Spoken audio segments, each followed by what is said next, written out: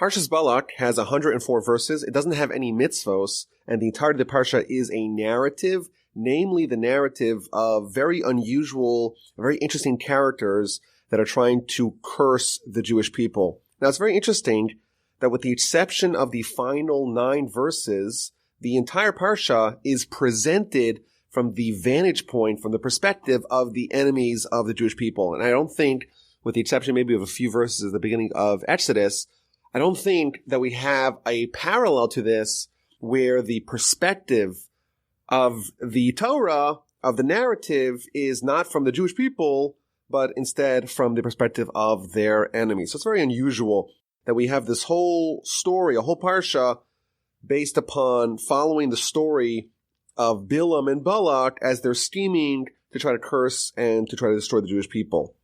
Now, just as a way of introduction, the central character of the Parsha is Bilaam or Balaam, and he's a very unusual character in Jewish literature. So, for example, the Talmud in the book of Sanhedrin tells us that all Jewish people have a portion in Olam Haba, have a portion in the afterlife, in the world to come. And then it lists several exceptions. There are people who, by dint of their character, their behavior, their deeds, their sins, they lose their portion of Haba, they forfeit their portion in the afterlife.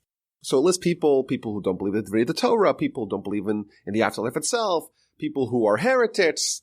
And then it lists individuals that also have lost their portion. And it lists several famous sinners amongst the Jewish people. And it also lists Bilaam. Now, it's a little bit unusual because the structure of that Mishnah, of that teaching of the Talmud, is that all Jews have a portion of Olam Haba, have a portion of the world to come. And these are the Jews that are the exceptions to the rule that they lose their portion in Olam Haba. Now, Bilaam, of course, he's the prophet from the non-Jews. And therefore, you would never think from the beginning of the Mishnah that he would have a portion in the world to come. And therefore, it's a little bit odd that we're told that he loses his portion. Moreover, there is an intimate connection between Bilaam, the greatest of the prophets of the non-Jews, and Abraham, of course, the founder, the patriarch of our nation. The Mishnah tells us in the end of Pirkei Avos, whoever has these 3 characteristics is a student of Abraham, and whoever has these 3 other characteristics is a student of Bilaam, the wicked one. If you have a good eye, if you have a humble spirit, if you're content, you have a limited appetite for physical things, then you're a student of Abraham. Whereas if you have an evil eye, a haughty spirit, a rapacious appetite, then you are a student of Bilaam the wicked. It's almost as if we're told there's 3 hallmarks of the students of Abraham, and the opposite of those 3 are the characteristics of the students of Bilaam.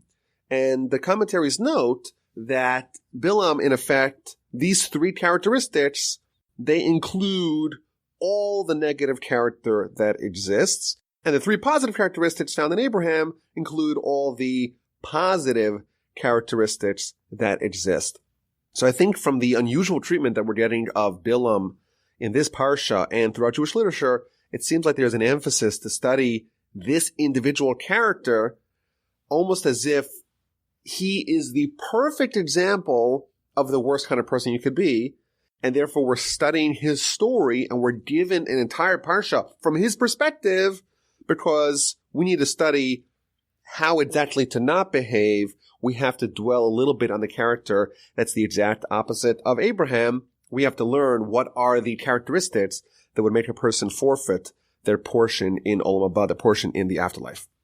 So the Parsha begins, Balak, the son of Tzipor, saw all that Israel had done to the Amorites. In the end of last week's Parsha, we had the beginning of the battles the Jewish people had on the eastern bank of the Jordan River, and they destroyed the Amorites. And now Balak, who's the king of Moab, one of the other nations that resides on the eastern bank of the Jordan, now they're worried. Moab became very frightened of the people because it was numerous. Commentaries note that Sichon and Og, the 2 mighty kings that were destroyed in last week's Parsha, were very, very strong. And now we have Moab, who's comparatively smaller and weaker, and they are very nervous because if the mighty empires were decimated by the Jews, certainly the more smaller and weaker ones are increasingly vulnerable. and therefore they resorted, as we'll see in the Parsha, to unconventional warfare. And Moab was disgusted in the face of the children of Israel. It is interesting that this is the second time in the Torah that we see the people are disgusted by the Jews. It wasn't just over here. It was also when the Egyptians, when they hatched their plan to enslave the Jewish people, it says the same exact word. They were disgusted. And I think this really describes maybe the sentiment that undergirds anti-Semitism.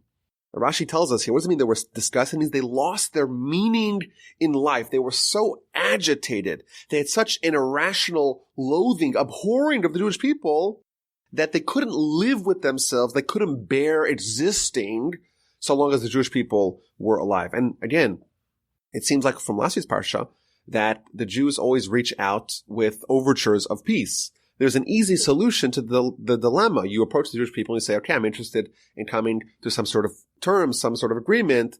Let's have an agreement that we could both live by, and let's have peace. That's the easy solution. But here we see that they're motivated by this irrational, unusual loathing. They couldn't live. They couldn't exist. They lost their meaning in life so long as the Jewish people were around. So what did they do? Moab said to the elders of Midian, now the congregation, i.e. the Jewish people, will lick up our entire surroundings as an ox licks up the greening of the field, and Balak, the son of Zippor, was king of Moab at that time.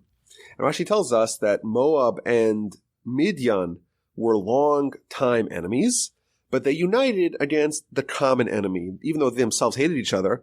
But because they both hated the Jews as well, they found a way to create a pact. Talmud tells us this is akin to two dogs that were fighting with each other.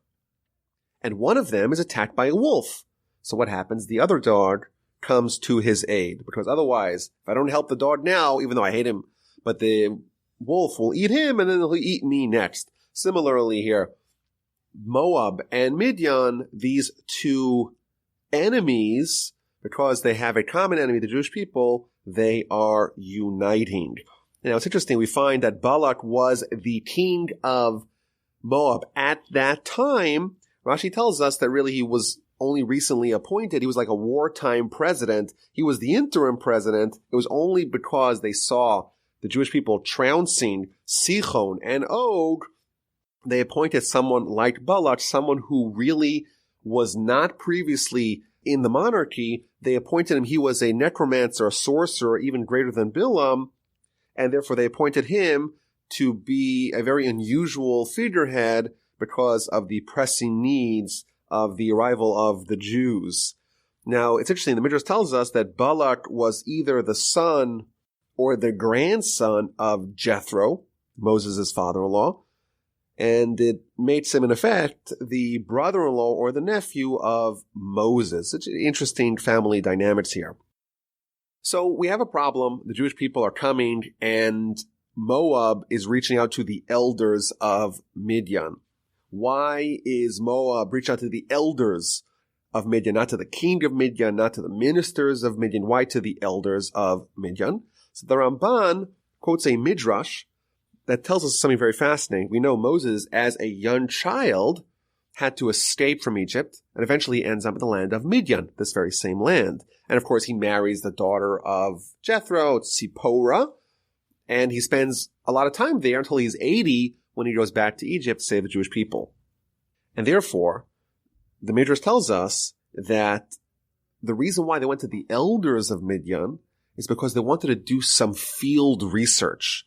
They realized that the leader of the Jewish people was raised in Midian, and therefore it is appropriate for us to send messengers to the elders of Midian, not to the kings, not to the nation, because the elders of Midian would know the backstory, the history of Moses, his vulnerabilities, his powers, and therefore will find out how to thwart the Jews and Moses. And Rashi tells us that they discovered that the power of the nation resides in its words, and therefore we will attack them with words. The Jewish people, our power lies in the voice, is the voice of Jacob. It's in our words, in the words of prayer, in the words of Torah. And therefore, the way to undo that, the way to attack that, the kryptonite, so to speak, of the Jewish people, is words, and therefore they hired Bilaam, the sorcerer, to use words to curse the Jewish people. So he sent messengers to Balaam, the son of Beor, to Pesor, which is where he was, which is by the river, and we're going to summon Bilaam to go curse the Jewish people. And the message was as follows: Behold, a people has come out of Egypt. Behold, it has covered the surface of the earth. It sits opposite me. The commentaries note that it sits opposite me, that Balak and the Moabites did not know exactly where they were. And like we spoke about last week, the Jewish people were enveloped with the clouds that made them invisible, so that they knew that the enemy was there. They didn't know exactly where it was. So now, please come and curse this people for me, for it is too powerful for me. Perhaps I will be able to strike it and drive it from the land, for I know that whomever you bless is blessed, and whomever you curse is accursed. So there's a few interesting things over here. Rashi tells us right away at the very beginning an interesting idea. Bilaam is a prophet who has apparently the ability to curse and to bless.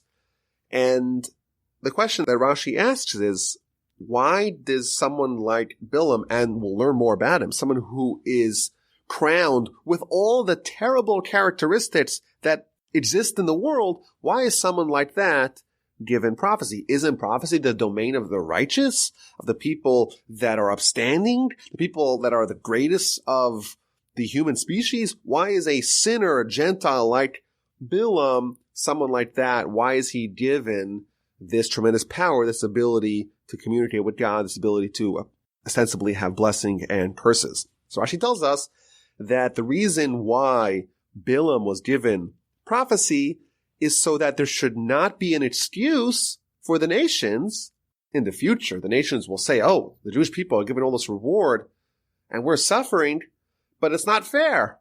They had someone like Moses, and Moses made sure that they were behaving in the proper way. Had we had prophets equal or greater to Moses, we too would have been morally upstanding.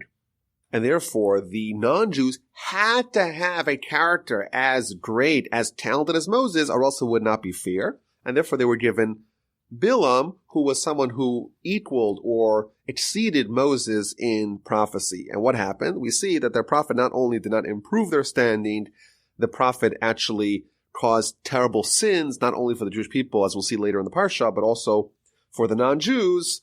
And therefore, we see it didn't really work out as planned. That's the idea that we find in Rashi. The Gentiles had to have someone, they had to have a prophet, and they got Bilaam, someone who had the goods, had the ability to be greater than Moses, but ended up being terribly immoral. And the obvious question on this idea is, if you have to give prophecy to the non-Jews, or else they have an excuse, shouldn't you give it to someone who's more decent, someone who's more moral? Why are you giving it to someone as corrupt, as morally suspect as Bilaam?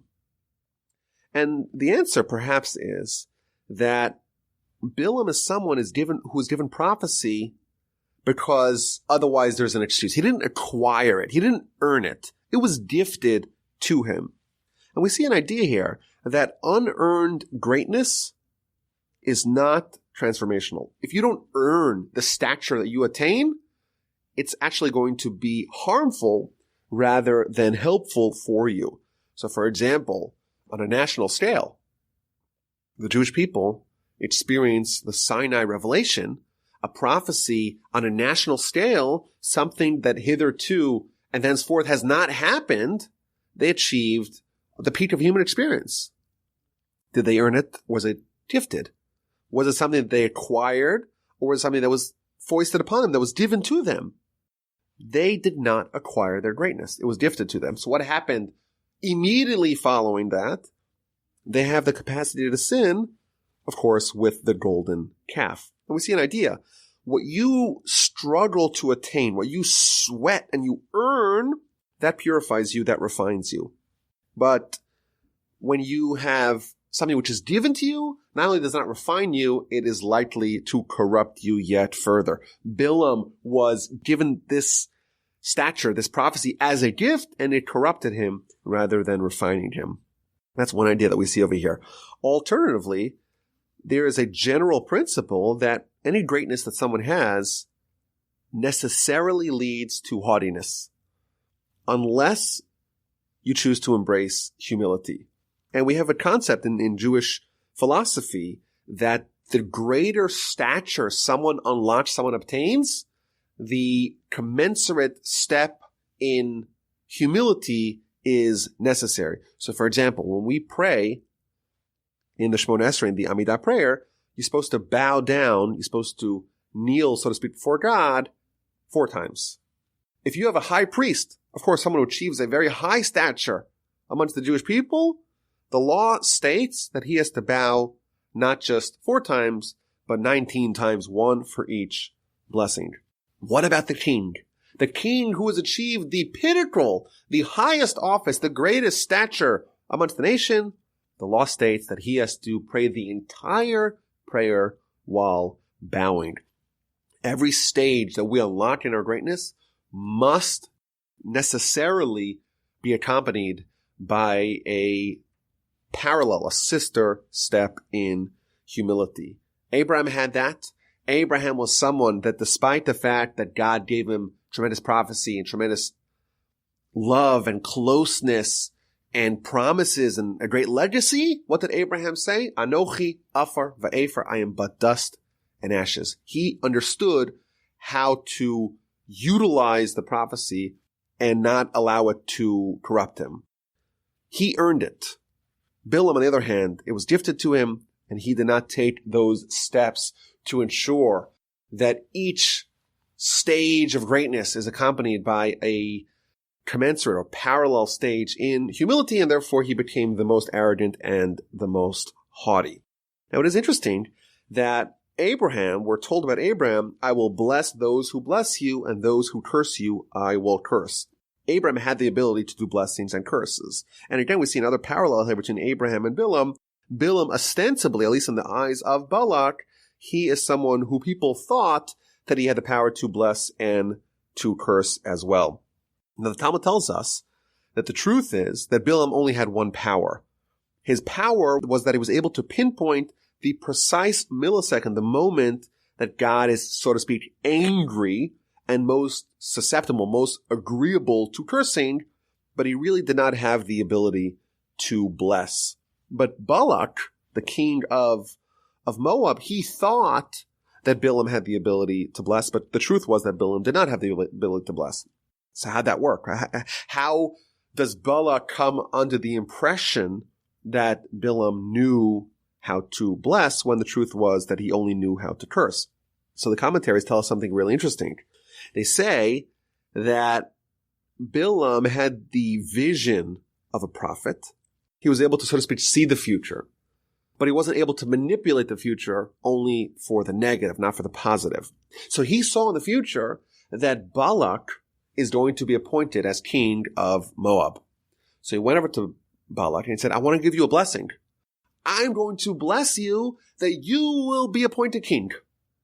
And sure enough, subsequently, Balak is appointed king. And Balak attributed that to the blessing of Bilaam. But the truth is that Bilaam just foresaw it and made believe that he caused it, that he effectuated it only to be able to garner the honor and the residual benefits of Balak thinking that Bilaam really caused the blessing and didn't just try to seize the rewards of causing that. But the truth was that his only ability lied in his capacity to curse, but not to bless. Okay, so Balak sent this message to Bilaam, please curse this Jewish people and you'll help me with my very pressing problem. So the elders of Moab, the elders of Midian, they come and they approach Bilaam and they make the request. And he says, I have to think about it overnight. I have to see what God is going to tell me. Rashi tells us that Bilaam had prophecy, yes, but it was only conveyed to him at night. God only went to him at night. God, so to speak, snuck away to go visit him, but it was never done during the day. And Rashi adds that the prophecy of Bilaam was only at night, similar to Laban. In chapter 31 of Genesis, God came to Laban, the father-in-law of Jacob, in a dream at night.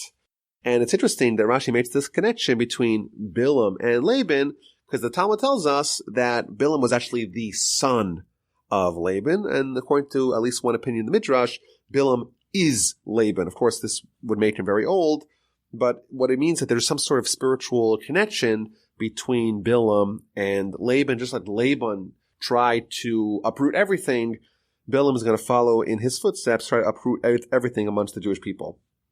Now, Bilaam is asking the elders of Midian and Moab to stay overnight. Will God allow me to go with you? And Rashi explains that what does that mean? Will God allow me to go with you? Maybe God will only allow me to go with you if there's officers that are of greater stature than you. Maybe God will say, no, these people who have come to ask for you to come curse the Jewish people, they're not respectable enough, they're not honorable enough, and therefore you can't go with them, you have to go with someone who's even more honorable. Again, we see his pride and his hubris and his haughtiness and his arrogance. So God came to Bilaam and asked him, who are these men with you?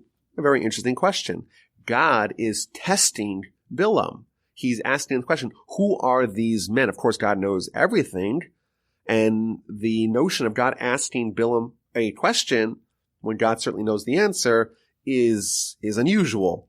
So Bilaam responded, Balak, the son of Tzipor, the king of Moab, sent to me. So it's interesting dialogue over here between God. God asks Bilaam, who are these men? And Bilaam responds, well, the king of Moab, Balak, the son of Tzipor, they sent to me. So the commentaries and the Midrash and our sages tell us a very interesting idea. There is a similar question that is asked of Cain in the beginning of Genesis. Cain, of course, is asked, where is your brother? God asked that question. Now, God, of course, knows the answer. And the obvious answer that Cain should have told God is, well, you don't need my help. You know the answer better than I do. Similarly, Bilaam should have said the same thing.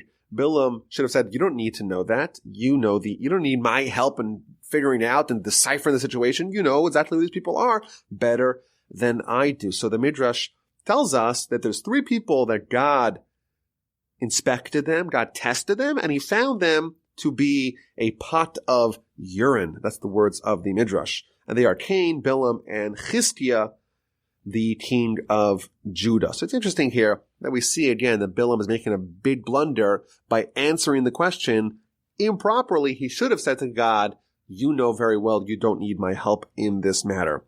But what does he respond? He responds, Balak, son of Tzipor, king of Moab, sent to me. And again, Rashi tells us, and this is again the study of the Parsha.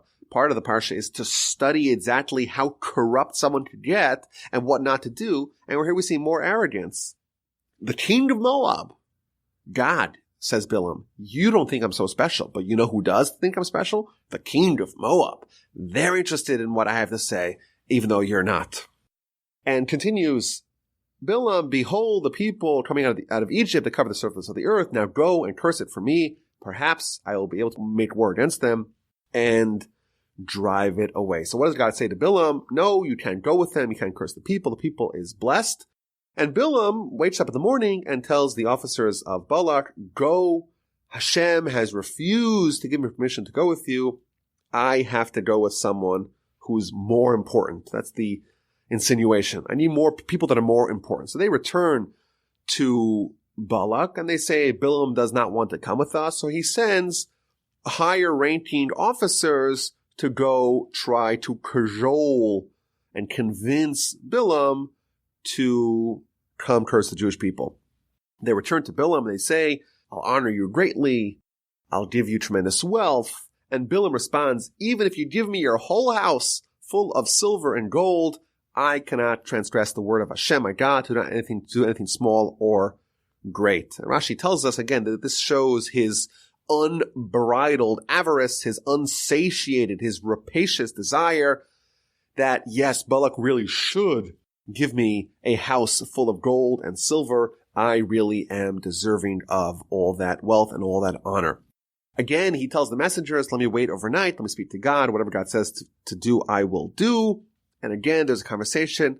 God arrives to the prophecy with Bilaam at night, and he says to him, if the men came to summon you, arise and go with them, provided that the thing that I shall speak to you, you shall do. Our sages tell us that when someone is really deeply desirous of pursuing a certain path, the Almighty will facilitate that. The Almighty will enable that. If someone wants to become righteous, if someone wants to purify themselves, then God will facilitate that. If someone wants to become wicked, if someone wants to defile themselves, then God will facilitate that too. Bilaam is sincerely desirous of joining Balak and trying to curse the Jewish people. And God says, you know what? If that's what you want, I'm going to allow that. I'm going to enable that. I'm going to allow you to go. And I think this does provide us with a little bit of a scary idea. Sometimes if things are going swimmingly and it seems like we're having tremendous success in whatever we choose, we may be deluded into thinking that we're doing what's right. Because after all, God is enabling, God's facilitating me to do this. It must mean that the Almighty is happy with what I'm doing. I'm doing the right thing. But here we see that someone like Bilaam was doing the wrong thing. But because he's so deeply desirous of it, God allows it, and he may be under the impression that he's doing the right thing, but the truth is he's doing the wrong thing. I think it's a valuable lesson for us that we have to do what the Torah wants of us. We have to do what the Almighty wants of us. And just because we experience divine assistance, so to speak, or divine enabling of success in the path that we choose, that does not necessarily mean that we're doing the right thing. Okay, so Bilaam arose in the morning, and he saddled his female donkey, and he went with the officers of Moab. So if you read that verse quickly, you might not notice that there's something really unusual here. Verse 21, Bilaam arose in the morning and saddled his female donkey and went with the officers of Moab. The Torah, of course, does not give us anything that's not necessary. There's no extra fat. There's no information that we're inundated with unnecessarily. And Rashi right away tells us a very deep idea. In the seminal trip of Abraham's life, where he travels with Isaac and two other lads to bring him up as a sacrifice on Mount Moriah in Jerusalem, it says the exact same words. Abraham arose in the morning and he saddled his donkey. And this shows us two things. Number one, that there was excitement to wake up in the morning. Number two, that there was commitment to the mission, that Abraham saddled his own donkey. Abraham had hundreds of servants. He had a huge household. And of course, it's not appropriate, you would think, for someone like Abraham to saddle his own donkey. And similarly, Bilaam is really rich. And what does he do? He wakes up in the morning and he himself saddled his female donkey. And the Talmud tells us that this shows us that love corrupts the correct order and hate also corrupts the correct order. Abraham was motivated by love of God, to commit this mitzvah of sacrificing Isaac. And he was so excited, he woke up early and he harnessed his donkey himself. And of course, that's corrupting the order. Abraham should have outsourced that to someone else. But he was so enraptured, so in love with God, he did it himself. Similarly, but on the exact opposite side, Bilaam should have allowed someone else to saddle his donkey, but he was so consumed and so motivated by hatred that too corrupted the natural or the correct order, and he saddled his own donkey. And Rashi tells us that it's almost as if Abraham is the prophylactic against Bilaam. You think that your dedication to curse the Jewish people will be successful? You should realize, our sages tell us, that Abraham preceded you. He woke up early, he saddled his own donkey, and his commitment to do the will of God will be able to shield the Jewish people from allowing your curses to injure and impact them negatively. So Bilaam is traveling with his she donkey. Now the gender of the donkey comes into importance a little bit later on, and we find out from our sages, and quoted by the commentaries here on the Parsha that Bilam's relationship with his donkey was more than just a one of transportation. He, in fact, was someone who was romantically involved with his donkey. But he's traveling, and God's wrath flares up against him, and an angel of God stood on the road to impede him. This is a very interesting, very unusual episode here in the story, that Bilam is traveling. He's traveling with the elders of the Moabites, and we're also told that he's riding his she-donkey, and he has 2 young men with him. And again, this hints at the story of Abraham. Abraham also, the exact same words appear in Genesis, where Abraham is traveling with 2 young lads to go bring Isaac as a sacrifice. And here, Bilam is traveling with 2 young lads to go bring a curse upon the Jewish people. Abraham's traveling on a donkey. Bilam is also traveling on a female donkey, and that relationship is going to be fleshed out a little bit more later on. But there's an angel standing on the road to impede Bilam. Rashi tells us that this is an angel of mercy to prevent him from sinning so that he should not sin and he should not be destroyed. Even after the Almighty acquiesced to allow Bilam to choose his own path, to choose the path of trying to curse the Jewish people, which will not end up well for Bilam, still he provided the possibility of Bilam being extricated from this sin. This shows us that the mercy of God extends even after people have made the decision to commit a sin. The mercy of God is still present. So the angel is stopping or standing in the road to stop this trip, and the donkey sees the angel, and the angel has a sword in his hand. So the donkey turns away from the road and goes into the field. And Bilam, who does not see the angel yet, he has this recalcitrant donkey and tries to hit it to go back on the road. And the angel stands in the path in the vineyards with a fence on one side and a fence on the other side. And the angel appears to the donkey, and the donkey is freaking out, and it begins to press against the wall, and it presses Bilam's leg against the wall, and he continues to hit it. And finally, the angel went further and stood in a very narrow place. There's no room to go right nor left. And the donkey saw the angel of God. Again, it's invisible to Bilam, and it begins to crouch beneath Bilam, and Bilam continues with his anger to strike the donkey with his stick. Very unusual description over here. And Rashi tells us, quoting the Midrash, that the 3 different impediments where it goes off the road, and then there's a fence on one side, a fence on the other side, and then there's no place to go, that is emblematic, that is symbolizing Abraham, Isaac, and Jacob. How so? Abraham, many nations emerged from him. And you also have, of course, Ishmael and Esav. And that is almost like an expansive way that the donkey, so to speak, could evade the angel and to go into the field. And then you have Isaac. Isaac has only 2 sons. And that is equivalent to almost the fence on one side and fence on the other side. And there's still a little bit of wiggle room, because on one side there's Jacob, who of course is righteous. On the other side there is Esav, who of course is wicked. And finally, the angel stands in a place that's so narrow, there's no wiggle room at all.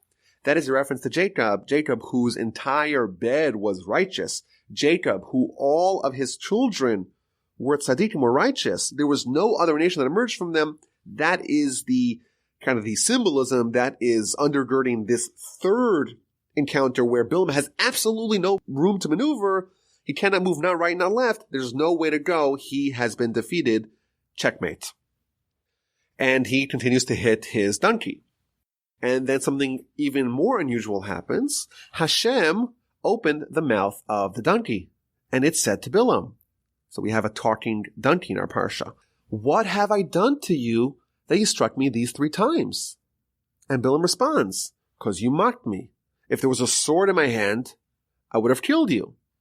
And the donkey responds back to Bilam, a whole unusual dialogue here. I'm your she-donkey. You have ridden upon me your whole life until this day. Did I ever do this to you? And he responded, and he said, no. And finally, Hashem uncovered Bilam's eyes, and he saw the angel of God standing on the road with a sword drawn, and he bowed, he prostrated himself to the floor, and now he pivots to having a conversation with the angel. So again, this is a very, very unusual episode here. We have the donkey that begins to speak to Bilam. So of course, there is voluminous commentaries on this whole episode, and we're only scratching the surface. But maybe an idea that we could share is that a donkey in Jewish literature, in Jewish philosophy, it represents physicality. And the Hebrew word for physicality and materialism is the same root, or the same Hebraic root, as the word of donkey. Physicality is chomer, and a donkey is chamor. And we're told in Jewish literature that Moses and Abraham, and in the future Messiah, are going to be riding on top of the donkey. And of course, the Midrash goes on to tell us that the same donkey that Abraham rode to Mount Moriah to bring Isaac as a sacrifice is the exact same donkey that Moses rode to Egypt to go save the Jewish people, and is the same donkey that Messiah will ride in the future to go save the Jewish people and to usher in the third Commonwealth and the third temple. A very unusual idea. But the meaning behind it, or the basic meaning behind that, is that the donkey represents physicality. When someone rides the donkey, they have the reins, they have the control, and that symbolizes that there is a certain dominance of the soul, so to speak. The soul of Abraham, of Moses, of Messiah is in total control of their own physicality. And that enables them to have the ability to influence, the ability to guide the Jewish people to their destiny. Bilam, he's someone who is also riding the donkey. But his relationship is a little bit more intimate with the donkey.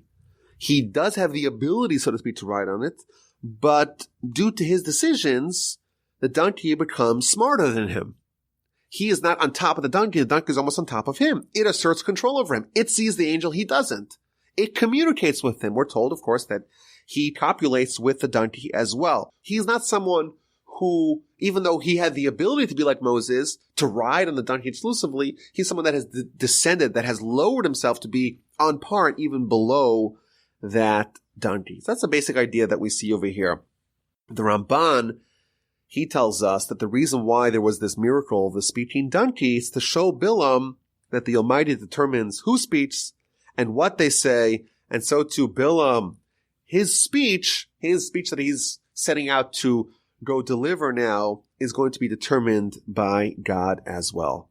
Now, it is interesting that the verse tells us that when Bilam sees the angel, God uncovered Bilam's eyes and he saw the angel. And I think this shows us the architecture of prophecy. It's almost as if the angel is present, Bilam is just totally unaware of its existence. His eyes were covered. And then you remove the blockades, you uncover his eyes, and right away he sees what was there all along. Similarly, we believe that prophecy, the ability to have communication with God, is present. The blockades are on our eyes, really on our eyes and our hearts, our souls. It's covered, but if you scrape away the blockages that impede our greatness, we will be restored to the state that really is the more natural state, the communication with God, the living like an angel, seeing the angel, so to speak, to be elevated to the higher level. It's not to achieve, to unlock something that was previously unobtainable, it's to remove the impediments. And the fact that the angel is holding the sword, the commentaries tell us that this is foreshadowing that Bilam will be killed with a sword very soon. So the angel tells Bilam, why did you strike your female donkey 3 times? I went to impede it. You hastened on the road to oppose me. The donkey saw me, turned away. Had it not turned away from me, I would have now even have you killed and let it live. This is a very interesting first statement from the angel to Bilam. Now, Rashi tells us something very fascinating. I think a very, very deep idea that we see several places throughout the Torah. The angel tells Bilaam, I would have killed you and let it live. But ultimately, Bilaam lived and the donkey died. So what the angel is saying, I should have killed you and let it live, but in effect, I'm going to do the opposite. I'm going to let you live and I'm going to kill it. And the reason why is because Bilaam was one-upped by his donkey. He wasn't able to respond to its rebuke. And therefore, to prevent Bilaam from being ashamed, the Almighty killed the donkey. It's a very powerful idea. Even someone as sinful, as egregious as Bilaam, when the Torah punishes him, it does not punish him more than necessary. Yes, he needs to get punished. Yes, he's going to get executed. But the fact that there's a donkey that's walking around, the donkey that silenced Bilaam, that is too much, and therefore that donkey has to be killed. Very powerful idea that even when someone is a sinner and is worthy, deserving of punishment, the Torah does not punish more than is absolutely necessary. So the angel continues the conversation with Bilaam. I have sinned. Should I go back? No. The angel says, no, go there. Go with the officers, but do exactly as I tell you. So finally, Balak hears that Bilaam is arriving. He goes to meet him, and he says to him, why didn't you come earlier? And Bilaam says, well, I'm here now. And they begin their pursuit of cursing the Jewish people. And they slaughter sacrifices, and they go to the mountaintop, and they see the edge of the people. This is another idea here. We said that Bilaam is characterized as someone who has an evil eye. And here we see he has to see the people. Abraham was someone who always saw the good in people.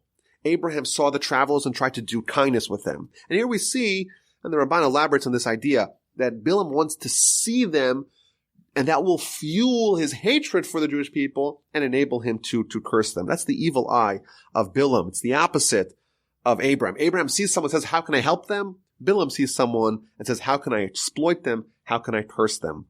And of course, another major difference between Abraham and Bilaam is that Bilaam is going to begin his process now in chapter 23 to try to pray to destroy a nation that's righteous. And of course, Abraham, he was the one who prayed, but not to destroy the righteous, the exact opposite, to save, to spare the wicked of Sodom and Gomorrah. So chapter 23 begins, Bilaam said to Balak, build for me 7 altars and 7 bulls and 7 rams. In order to facilitate his curse, he needs to have 7 altars. Why does he need to have 7 altars? So there's a few different explanations given by the commentaries. For one, we're told that there's 7 righteous builders of altars, and therefore, in order to counteract them, to thwart them, you have to have 7 altars to counteract them. Adam, Abel, Noah, Abram, Isaac, and Jacob, and Moses. That's 7 righteous people that built altars, and therefore we have to have 7 altars to counteract them. Alternatively, there were 7 altars built by Abram, Isaac, and Jacob. Abraham built 4, Isaac built 1, and Jacob built 2. So the 7 altars built by Abraham, Isaac, and Jacob, by the founders of the Jewish people. And if you want to uproot the Jewish people, you have to uproot them from their roots, from their foundations. And the foundations, of course, are Abraham, Isaac, and Jacob. And therefore, you have to attack them thusly. So Balak does as Bilaam has requested. There's 7 altars. Each altar, a sacrifice of a bull and a ram is offered. And Bilaam tells Balak, okay, now you go stand by the sacrifice, and I'm going to go talk to God, and whatever God tells me to say, I'm going to say. And the Talmud tells us that really this was a miracle because Bilaam knew the exact moment that God was susceptible to cursing, i.e. to cursing the Jewish people. And for those days, God temporarily ceased having that moment of anger, the moment of agreeableness to cursing, and therefore Bilaam did not find an opening. Of course, this is a very advanced idea. What does it mean that God for a moment, for a second, for a millisecond is capable of being urged to curse. It's a very interesting theological idea, but that's the basic idea that our sages tell us in the Talmud. And God tells Bilaam, okay, I have a message for you. Go say this message. And this begins the blessings of Bilaam. He's going to try to curse them, and God's going to turn it on its head and force him to bless the people in the exact way that he wanted to curse them. He wanted to curse them in specific ways, and we'll see them not by the curses, but by the opposite. There are blessings that were the exact opposite of the curses that were intended. And it's interesting that a lot of these blessings became part of literature, part of our liturgy. In fact, in the morning, we say some prayers that come from Bilaam, because Bilaam, he epitomized the nation. He was able to describe and identify the characteristics of our nation for the positive. In fact, the Talmud even says that there was a decision, or at least there was a discussion, whether to include Bilaam's blessings in the daily Shema ultimately, because we didn't want to encumber the people. It was not included, but it could have been. It was that good. So he begins his first blessing from Aram. Balak, king of Moab, led me to the mountains of the east, and they're very poetic and very beautiful. Balak wants me to curse the Jewish people. How can I curse them? God is not cursed. How can I anger? God is not angry. Again, that's the idea that God did not get angry during these days. From its origins, I see it rock-like, and from the hills do I see it. Behold, is a nation that will dwell in solitude and not be reckoned among the nations. Rashi tells us, what does it mean that Bilaam is describing its origins? He's talking about Abraham, Isaac, and Jacob. I want to uproot them, but their origins are very strong. A nation that will dwell in solitude, and that, of course, has been true throughout our history, that we're different, we're isolated, we're in solitude, we're not reckoned amongst the nations, and that could be one way or the other. If we try to assimilate, if we try to acculturate, if we try to be any nation like the nations, that necessarily will awaken what we call anti-Semitism, which, according to Jewish philosophy, is the irrational hatred that God implanted to ensure that this remains true, that we're a nation that will dwell in solitude. We're a nation that will not be taken off chart, off our path of bringing the world to its completion, of completing the mission of Abraham. Who has counted the dust of Jacob, or numbered a quarter of Israel? May my soul die the death of the upright, and may my end be like this. Bilaam is so consumed with all the Jewish people, he's hoping to die the death of the righteous. And of course, this does not sound like what Balak had signed up for. He says, I don't get it. I told you to curse them, and now you brought a blessing to them. So Bilaam responds, well, this is what I told you. Whatever God tells me to say, I'm going to have to say. So instead, they make a decision to change locations.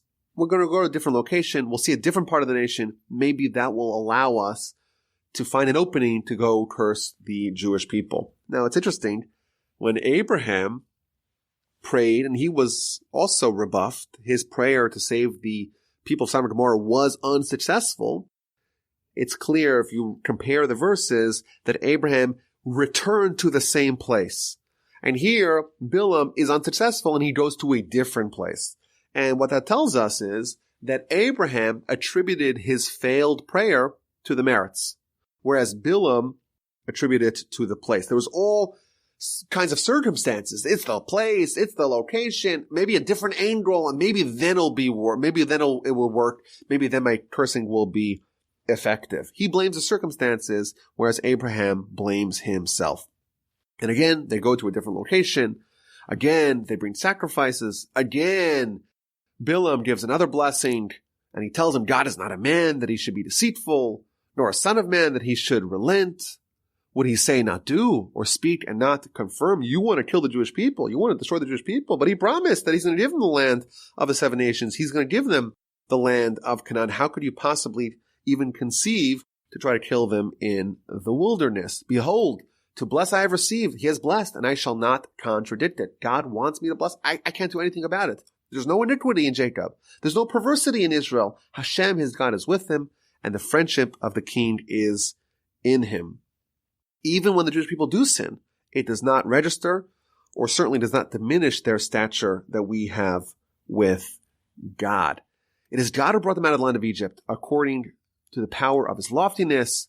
There is no divination in Jacob. There's no sorcery in Israel.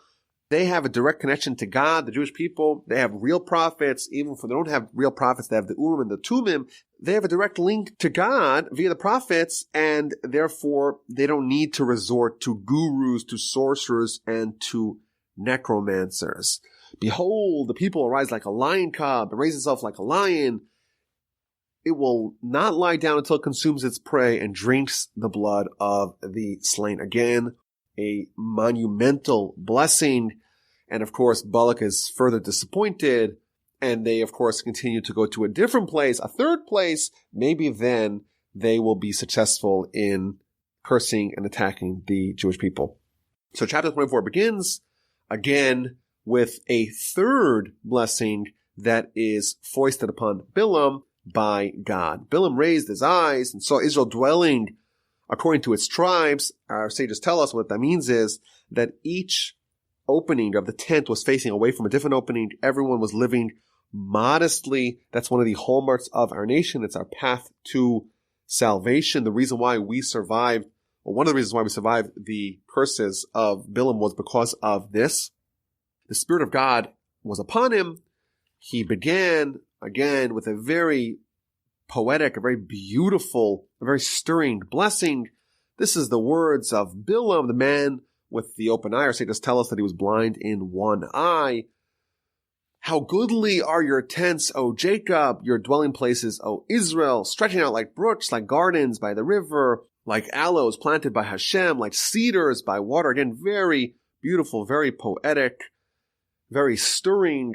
Water shall flow from his well. And by the way, the commentators, of course, tell us what it all means, what the deeper insight behind it. And his seed shall be by abundant waters. His king shall be exalted over our God, and his kingdom shall be upraised. And of course, it continues again and again. Balak is beside himself. He claps his hands together. I didn't summon you here to bless them. I brought you here to curse them. And now leave. You wanted honor. You're not going to get any honor. It's been withheld from you. And again, Bilaam responded, there's nothing I could do. I told you ahead of time that I am totally beholden to the will of God. Whatever he tells me to say, I must say. And then Bilaam gives a fourth prophecy, a fourth blessing, which is also hinting at his advice. Rashi tells us that when it says in verse 14, and now behold, I go to my people, come, I shall advise you what this people will do to your people in the end of days. It's also hinting at the fact that Bilaam gave advice to Balak as to how to attack the Jewish people, not via cursing, but via trying to seduce their men to sin. I know, says Bilaam, that the God of these people hates immodesty, hates promiscuity, and therefore if you convince the daughters of Moab to avail themselves to the men of the Jewish people, then you will find a way to attack them. And he continues with his fourth prophecy, the words of the one who hears the sayings of God and knows the knowledge of the Supreme One. Again, he's touting his own greatness. Who sees the vision of Shakai while fallen and with uncovered eyes. I shall see him, but not now. I shall look at him, but he's not near. A star has issued from Jacob, and a scepter bearer has risen from Israel. This is a reference to David, to Solomon, to Messiah. And he shall pierce the nobles of Moab and undermine all the children of Seth. And the Ramban, he encapsulates the blessings and the prophecies of Bilaam. The first prophecy was a reference to the past, to the great and holy patriarchs of the Jewish people. The second prophecy was on the present. The third was on the future, in the days of David and Solomon. And the fourth and final blessing, the fourth and final prophecy was in the yet to come future, the future where the destiny of Abraham is fulfilled.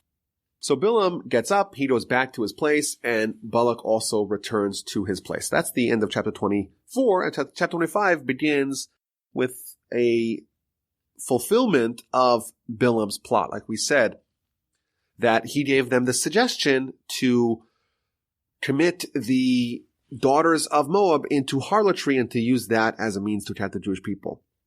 Israel settled in Shittim, and the people began to commit harlotry with the daughters of Moab. They invited people to the feast of their gods. The people ate and prostrated themselves to their gods. Israel became attached to Baal Peor, which is the idol, and the wrath of Hashem flared up against the Jewish people. Now, our sages tell us, what does it mean that the idol is called Baal Peor?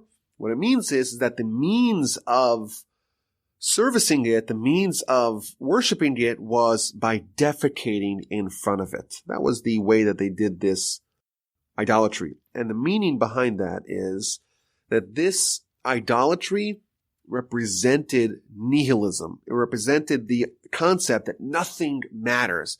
We're all eventually like refuse, like waste. We have no life, no value, no continuity. It's all ending up as compost. We're just going to decompose. We're just like the defecant, that we have no value. That's the idea behind this idolatry. And therefore, of course, if you have no life, if you have no eternity, if you have no soul, then everything that you do should be just to maximize your own personal and carnal pleasure in this world. And of course, we believe that the exact opposite is true. Everything has value. Everything has continuity. And by the way, even the fertilizer is used from the refuse, from the waste that is produced. Nothing is for naught. And what do the people do? What do the Moabite women do? They give them to eat. It's interesting. They give them to eat and they prostrate themselves. And an interesting idea. We know that the Jewish people at the time were still eating manna. Manna does not produce anything that must be defecated. And therefore, the only way to get the Jewish people to do this form of idolatry was if they ate regular food with the Moabites, and that made this form of idolatry possible. So the nation became attached to Baal Peor, and God's anger flared against them, and a plague began killing members of the Jewish people. And Moses tries to intervene, try to prevent this plague from continuing by executing all the people that were attached to Baal Peor.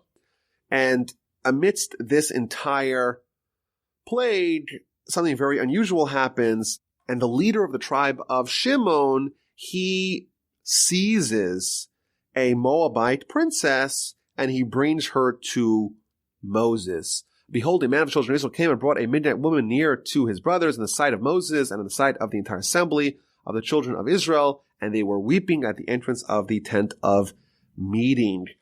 Zimri, the name of this head of the tribe, he grabs this Moabite woman and he comes to Moses and asks, is this woman allowed or is she not allowed? And of course he says she's not allowed. And he says to them, okay, well, what difference exists between this woman, this Moabite princess, and the Midianite woman, the daughter of Jethro, that you married? And the answer, of course, is that Moses married her before Sinai. This is already after Sinai. But regardless, this shows the state of the nation after they capitulated to the Moabite women and their seductions. And this man, Zimri, he begins in a very public fashion to copulate with this Moabite princess. And the nation is crying, and there's various reasons given here why they were crying. One of the reasons is that no one knew what to do. And amidst this terrible state, Pinchas, the son of Elazar, the son of Aaron, the Cohen, this is the grandson of Aaron, he saw what happened, and he remembered the law that when someone is behaving in such a fashion in a very public way, they are vulnerable to being extrajudicially executed.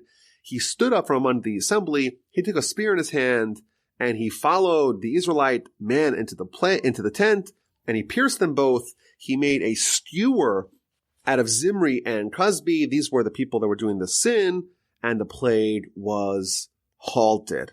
But 24,000 people died in that plague. It's a very unusual way to end the Parsha.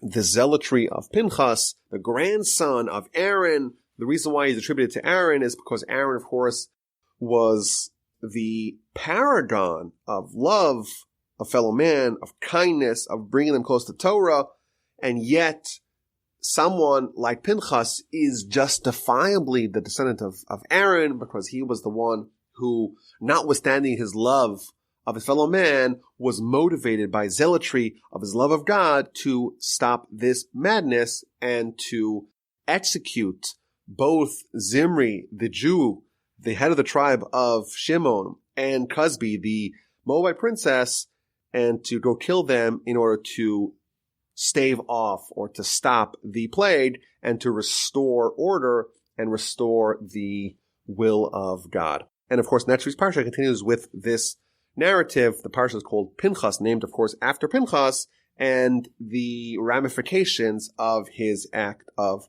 martyrdom. Thank you so much for listening.